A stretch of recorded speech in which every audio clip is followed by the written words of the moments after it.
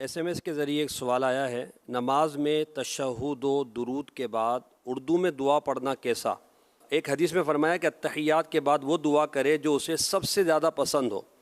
تو کیا اس بنیاد پر اردو یا کسی اور مادری زبان میں دعا کر سکتے ہیں؟ اردو میں نماز کے اندر دعا کرنا جائز نہیں ہے، عربی میں ہی دعا کی جائے گی۔ اور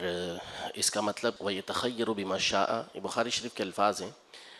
اور نبی پاک صلی اللہ علیہ وسلم نے پھر حضرت ابوبکر رضی اللہ عنہ کو الگ سے دعا بھی سکھائی تھی، اور پھر یہ اختیار دیا ہے کہ کوئی سے بھی دعا پڑھ لے۔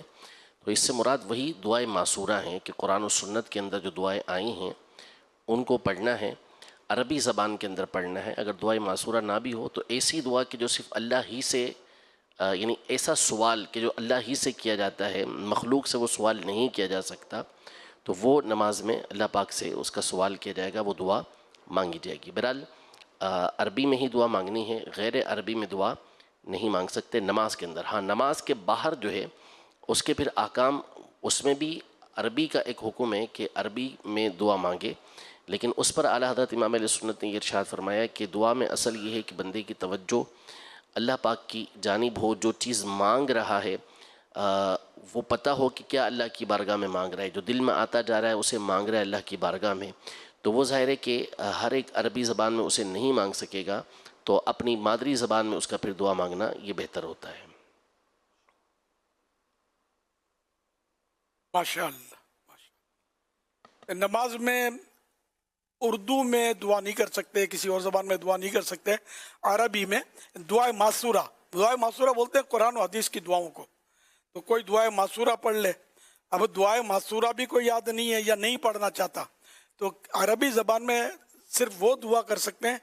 جس کا مطلب بندے سے ہم نہیں مانگ سکتے، صرف اللہ سے جو دعا مانگی جا سکتی ہے تو وہ مطلب دعا عربی میں ہم مانگ سکتے ہیں۔ باقی یہ کہ نماز کے علاوہ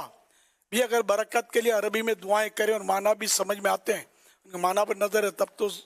سونے پہ سہاگا، ورنہ یہ کہ معنی نہیں سمجھ آتے اور جو مانگ رہا ہے وہ دل میں کچھ اور مانگنا چاہتا ہے، تو اب یہ کہ وہ اپنی زبان میں بھی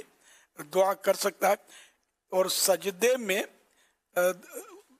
اپنی یعنی عربی کے علاوہ اپنی زبان میں دعا کر سکتا ہے۔ سجدہ کون سا؟ کہ جو جیسے دعا کے لیے سجدہ، مثال کے طور پر شکر کا سجدہ، سجدہ شکر، کہ دعا کرنا چاہتا ہے تو یہ دعا کہ اللہ نے توفیق دی ہے اس کو، تو اس شکرانے میں اب یہ سجدے میں چلا جائے اس نیت سے، اور اب یہ کہ اس میں چاہے تو یہ اپنی مادری زبان میں دعا کر سکتا ہے۔